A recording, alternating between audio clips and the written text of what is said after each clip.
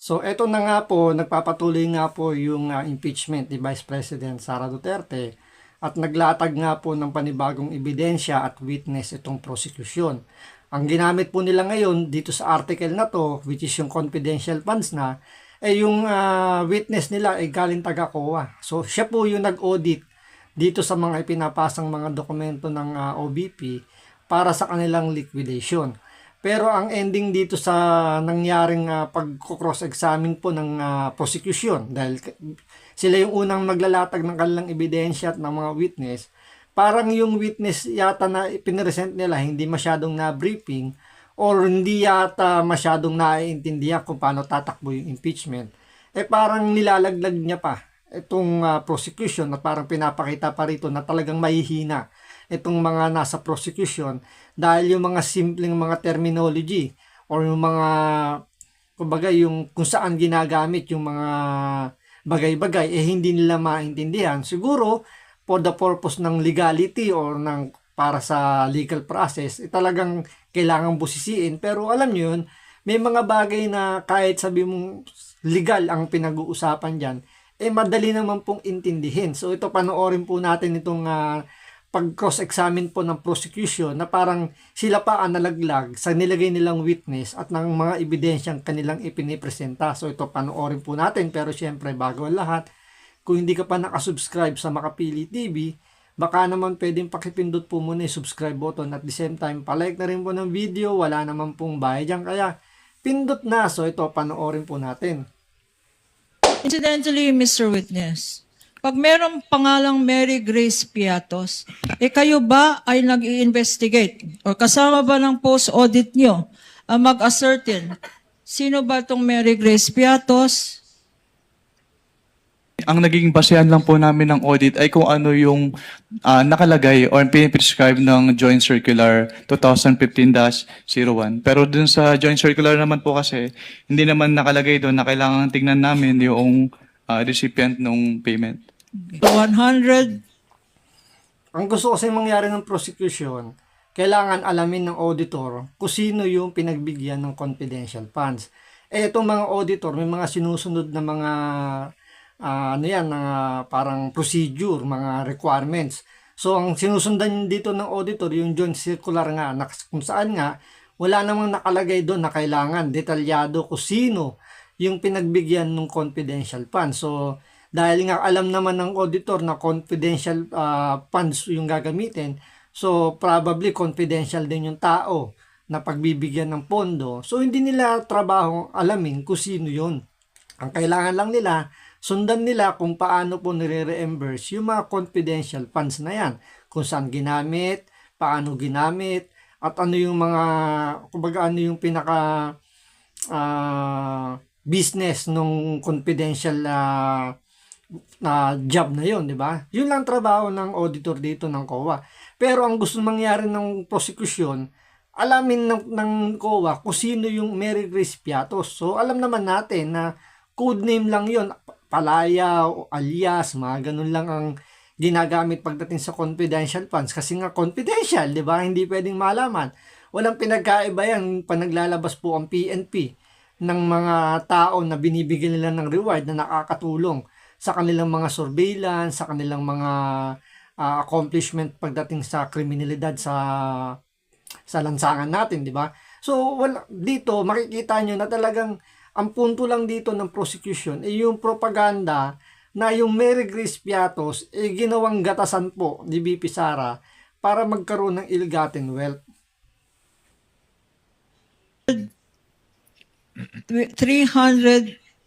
845 acknowledgement receipt.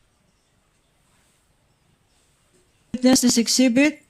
It is an acknowledgement receipt in the name of Mary Grace Piatos for the amount of 70,000 pesos. Please peruse this document and tell us if this is among the acknowledgement receipts that you said you received and evaluated based on the submissions of the Office of the Vice President.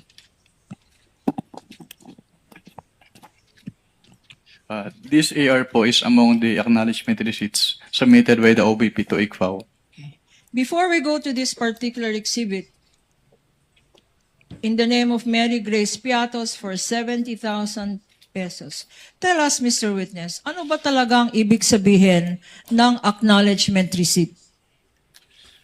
Well, kapag Ito, kailangan tanungin pa, ano daw ibig sabihin ng acknowledgement receipt. Alam naman po lahat ng tao yan, maliban na lang po siguro sa mga, sabihin na nating mga kulang lang sa edukasyon, yun medyo hindi maiintindihan kung para saan yung acknowledgement receipt. Pero sa mga alam nyo yun, na kahit paano merong naiintindihan kumbaga yung mga nangyayari sa lansangan, madaling intindihin. Kaya nga acknowledgement receipt, ibig sabihin, ito lang yung patunay na in-acknowledge mo na tinanggap mo yung pera. So, wala kang ini-issue rito original, kumbaga, sales invoice, diba, official receipt. Wala kang ini-issue ganun kasi pag yun ang in-issue mo, ibig sabihin, official yung naging transaction yung dalawa. Meron niyang kaya kailangan bayarang tax. Pero pagdating na acknowledgement receipt, wala pong tax yan kasi nga, meron din silang iniiwasan dyan na makita or malaman yung identity nung pagbibigyan. Especially ito, confidential funds po pinag-uusapan. Acknowledgement receipt lang yan dahil nga tinatago nila yung totoong pagkakakilanlan nung pagbibigyan yan. So dito talagang parang lumalabas dito, itong mga nasa prosecution, talagang hindi nila naiintindihan kung ano ba yung confidentiality at paano ba tumatakbo yung confidential funds, kung paano yan ginagastos. So talagang makikita natin dito na talagang mahina o talagang sinasadya nila na wag intindihin kung paano ba tumatakbo yung confidential funds na yan para lang talaga makuha nila na mapatalsik si BP Sara. Kaya nga kung mapapansin nyo, more on propaganda lang talaga ang ginagawa ng prosecution panay ang press con pagkatapos po ng impeachment hearing. Kapag sinabing acknowledgement, actually wala siyang provision dun sa joint circular, pero ito kasi ay parang proof of na-receive noong payee yung binayad sa kanya. So, acknowledgement receipt, as the name suggests, acknowledges na na-receive. Na-receive niya yung payment from the payor po. So, ina-acknowledge ng isang Mary Grace Piatos na tumanggap siya ng magkano? Based from this acknowledgement receipt po, tumanggap po si Mary Grace Piatos ng 70,000 pesos for the payment of rewards, close and open parenthesis, medicines. Bakit dalawa to? Payment of rewards tsaka medicines. Anong ibig sabihin? Ang binayad sa kanya na reward ay gamot? Hindi ko po ma-determine based on this document alone po, kaya po kami nagpapasubmit ng additional documents. And also, since it is payment of rewards po, hindi rin po enough lang na acknowledgement receipts. Kailangan din pong makomply yung provision noong joint circular as to the payment of rewards. Okay. So, itong Mary Grace Piatos acknowledgement receipt ay sinasabi mo na violation ito ng joint circular. Bakit? Dahil hindi po ito properly supported by document evidencing success po, which is required under 4.8.5 of the Joint Circular 2015-01. Okay. Incidentally, Mr. Witness, pag merong pangalang Mary Grace Piatos, kayo ba ay nag-i-investigate or kasama ba ng post-audit nyo ang mag-ascertain sino ba itong Mary Grace Piatos? Since what we do po is compliance audit, so ang naging basehan lang po namin ng audit ay kung ano yung nakalagay or piniprescribe ng Joint Circular 2015-01. Pero dun sa Joint Circular naman po kasi, hindi naman nakalagay doon na kailangan tingnan namin yung recipient ng payment. O, di ba? Dahil lang kulang yung requirements doon sa pag-reimburse po ng OBP or ng DepEd na to, pagdating sa confidential funds, kaya lang sila nag-i-issue ng audit observation memorandum. So, kulang lang yung mga requirements na pinapasa nila rito, kaya binibigyan sila ng audit observation. Tapos, yung pagkakailanlan kung sino yung mag-receive ng confidential funds, hindi na po yan sakop ng COA dahil nga confidential funds na yan or confidential dahil nga sa confidentiality. Kaya ang tinitingnan lang dito ng COA sa pag-audit yung procedure lang kung paano magre-reimburse, kung saan ginamit, paano ginamit. Yun lang ang tinitingnan nila at wala silang kapangyarihan o wala silang o hindi nila mandato kung sino alamin kung sino binigyan ng confidential funds. Kaya rito, walang makukuha ang prosecution sa pagharap po ng witness na taga-COA. Sabi nga dito ni Ping Lacson, di ba?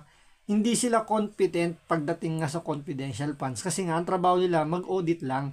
Ang dapat lang hinaharap dito ay yung mga nasa national security, yung mga nagtatrabaho talaga sa mga confidential na trabaho para masabi na talagang mali yung paggamit ni BP Sara sa kanyang confidential funds, di ba? So, talagang wala pong pupuntahan ng impeachment ni BP Sara pero ang dating sa mga taga-prosecution, sila po yung nakakalyamado pagdating po sa impeachment hearing. So, hanggang dito lang po muna. Maraming salamat po sa panunood. Ingat po kayo lagi. God bless.